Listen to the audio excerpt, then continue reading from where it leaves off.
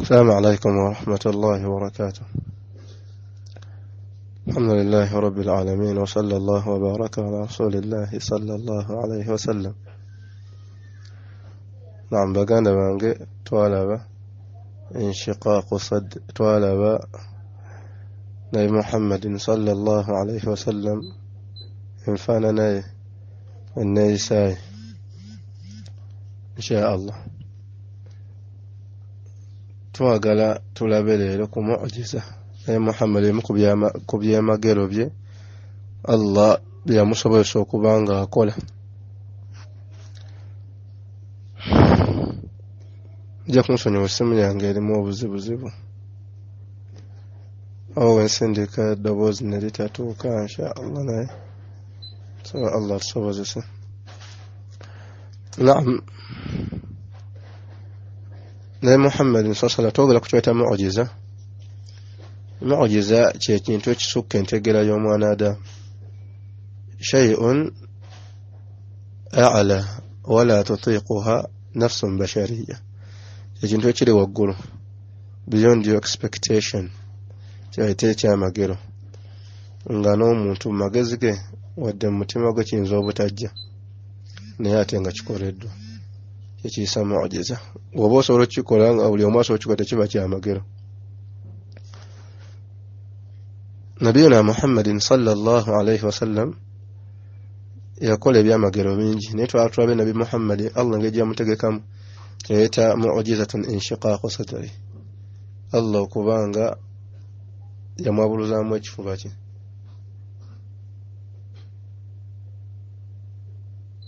الحمد لله رب العالمين، وصلى الله وبارك على رسول الله صلى الله عليه وسلم، الرحمة المهدى، النعمة المزدى، السراج المنير، سر النبوة في الدنيا الذي أضاء بين كنعان وبصراه وشك إيوان قسر من مهابته، الضبي در له، الخيم ضلله، والخيم تشتقت منه البلوى.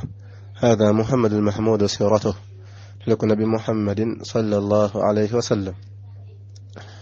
نعم، طالب نبي محمد صلى الله عليه وسلم فاننا نتولب النيساي نتولب ينقلاي طالب ليرو كمعجزة إبيا مغيرو. المعجزة تبايت إشياء مغيرو شيء أعلى من ذهن الإنسان، تنشلو قلوين تغير يوموتو ولا تطيقها نفس بشرية إلى أنه منتج سبوله. باليوم أباشر شيء اسمه معجزة.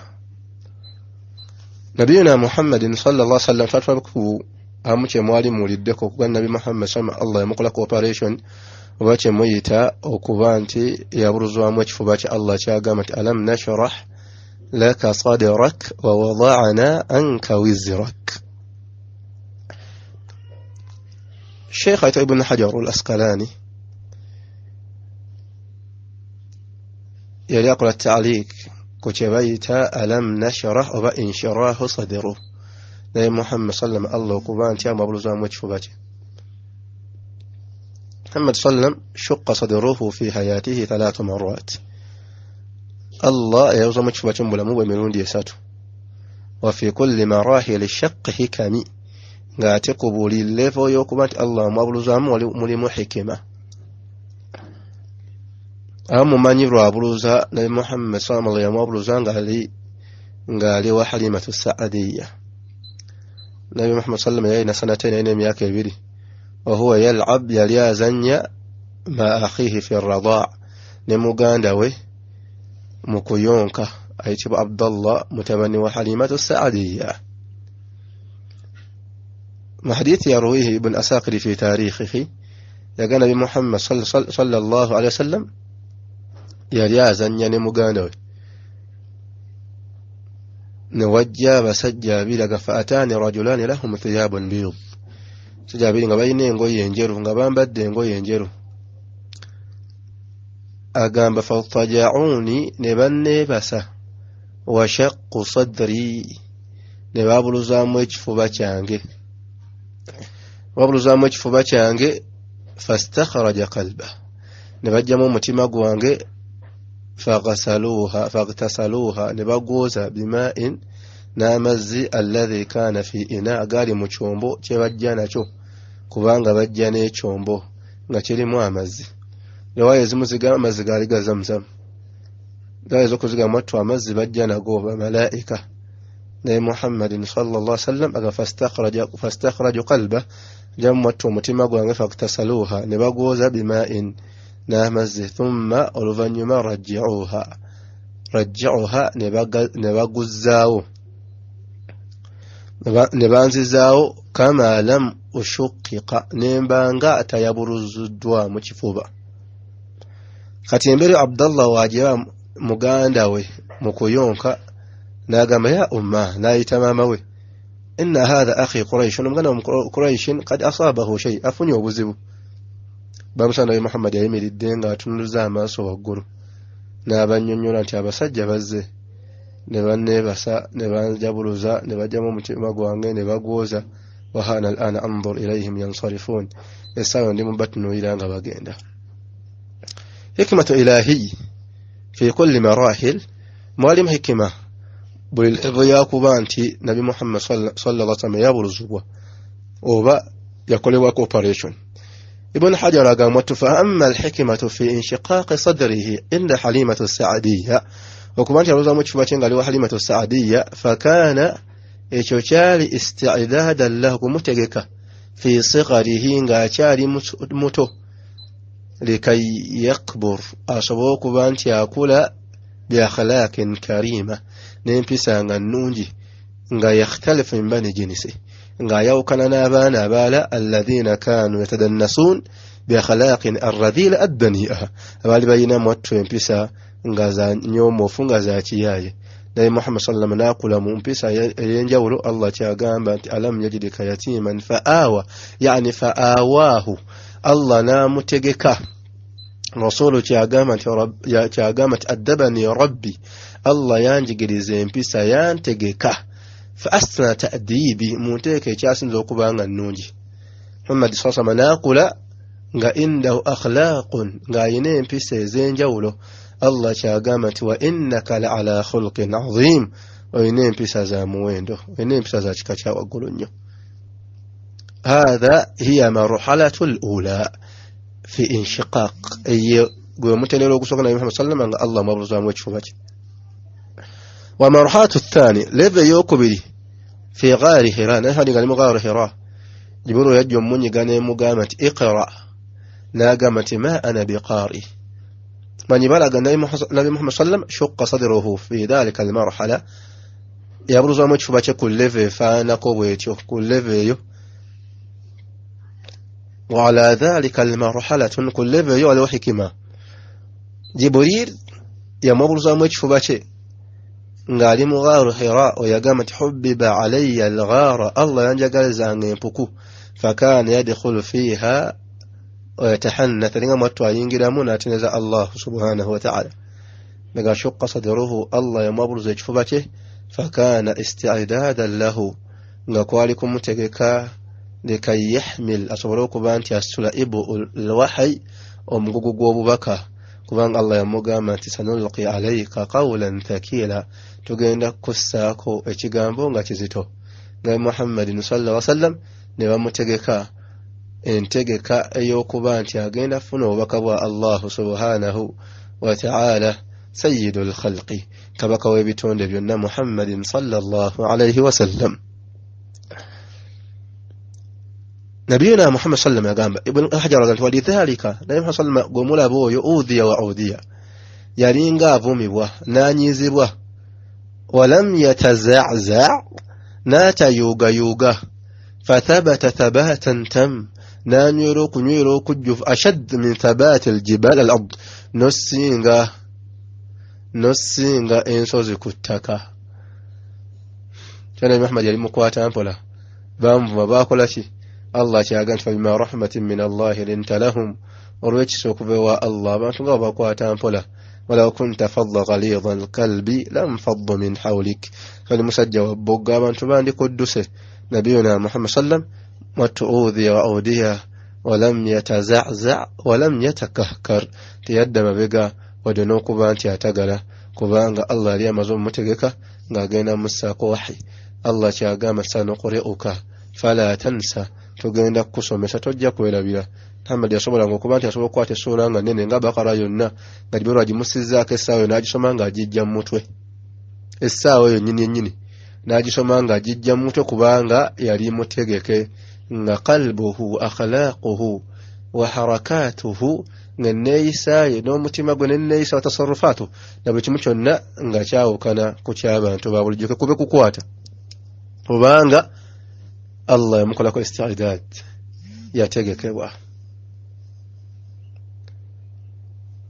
وهذا هي الحكمة في مرحلة الانشقاق الثاني، حكمة كوبانتي نبي محمد متى يبرزوا ممنوندي ogwokubiri. Wa amma fi inshiqaq sadruhu, Allah kuma muzama kifuba kyo mulundi ogwosatu kana inda al-isra, nga Allah muyise mu ggulu Isra ne Mi'raj. Jibril yajjanga yebasa mu nyumba y'omukyala wa Ummu Hani, wa fi riwaya yali yebasa bayina sahaba. Nabi Muhammad sallallahu alaihi hadith yaruwihi Bukhari wa Muslim fi sahihayhima, hadith ya Bukhari ne Muslim bagyogera mu bitabo byabwe mbiri nga hadith yali sahih, hadith ya Anas.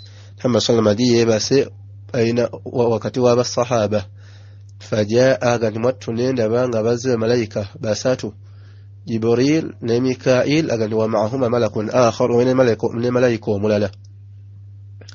Faqala ayyuhum, malaika omulala agandi ani omukubano, aga thumma oluvanyuma insarafu wa lam ara, ne bagenda nga sibalabye. Alabi hadi awali mukulota. Omulundi ogwokubiri ne bakomawo Jibril wa Mikail wa malakun akhar wa ne malaika omulala. Agamba kati ayyuhum, ani omukubano, agamba thumma insarafu, ne bagenda wa lam ara, era nga sibalabye, tamali era nga ali mu kirooto. Agamba fajaa yawmu thalith, olunaku olwokusatu jaa Jibril yajja wa Mikail ne Mikail wa ma'ahuma malakun akhar, malaika omulala simumanyi.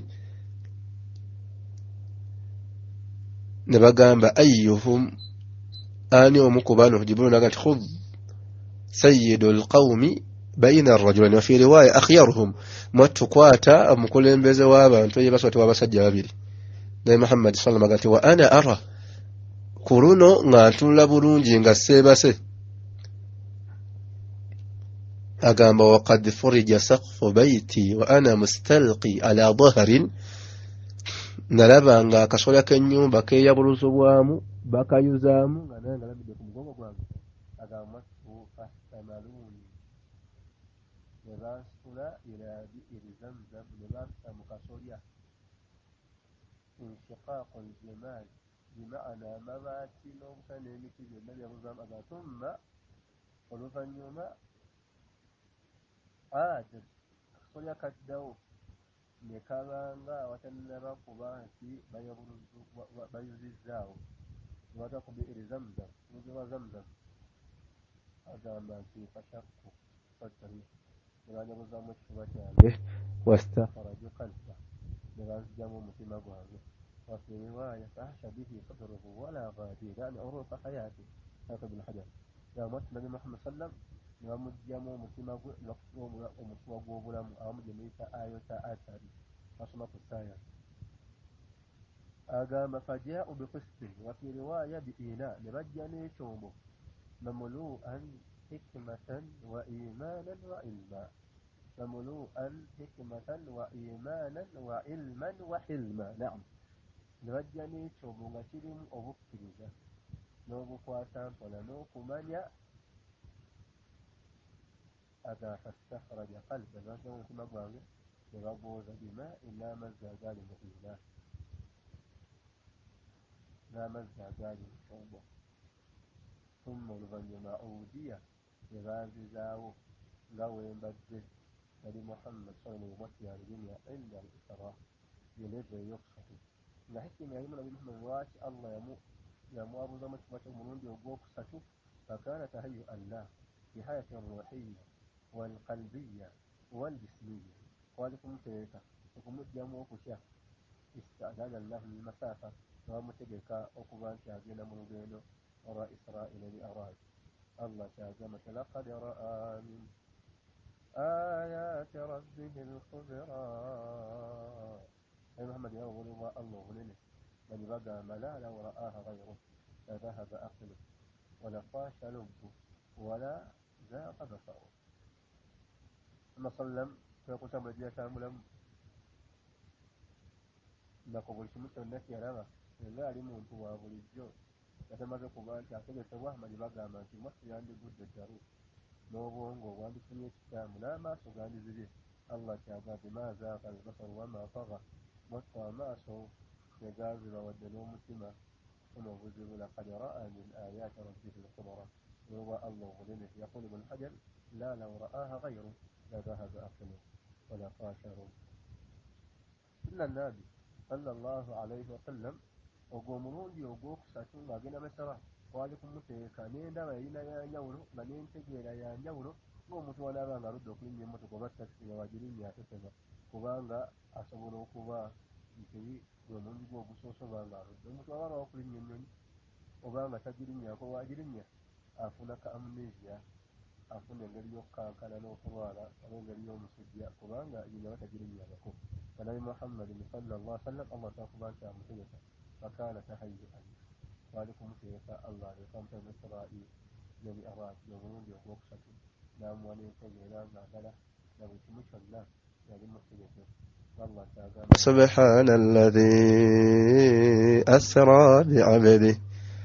أسرى بعبده ليلا من المسجد الحرام إلى المسجد الأقصى الذي باركنا حوله يوم كان الله يتمنى النبي محمد صلى الله عليه وسلم مجي مكة نصف المسجد الأقصى نقول نرون الله يتدمو مكسا محمد صلى الله عليه وسلم الله يمتقك أمن شفا وقامت أسرى بك الله ليلا إذ ملائكه والرسل في مسجد الأقصى على قدم لما رأوا الأنبياء بسيدهم كالشب بالبدر أو كالجند بالعلم صلوا وراءك منهم كل ذي خطر ومن يعصي بحبيب الله يعتمم جث الشمس ما فوقهن دجا على منورة ذرية النجم فطوبت لك من عز ومن شرف لا في الجياد ولا في عنق الرسم نبي محمد صلى الله عليه وسلم ما يسرع الله نام تجكا كما جبريل يا ميتنا مقامة الله قوة special invitation يا مقامة هذه الليلة المدعو إلى السماء شنو تشير الله تشاقويسي وكمان شو مسين كان رب الخلائق أملزوا بيتون الله يريد لقاءك الله يقصي سين كان أتابع قامين تكاباكا أقرب بس سين كان ما قولوا نيوندو رباتشو يا سميرو كما نانتا ويتو ifenna musaba yakusomina yambale suti nga yayero buli kimu kyonna neteeka nabi muhammad sallam allah omulazi w'ebitonde yakutonde yagala kukulabako yoledo liqaak takhayyaru biqaulikum mukirowooze kuna muhammad yawulira atya nessanyu lyayiri litya insha allah هذا علينا أن نقول ومن الله نرجو حسن القبول وعلى ما نقول وكيل إن شاء الله سبحانه الله وقسنا سقاني مقانا عبد الله موسى طنطاوي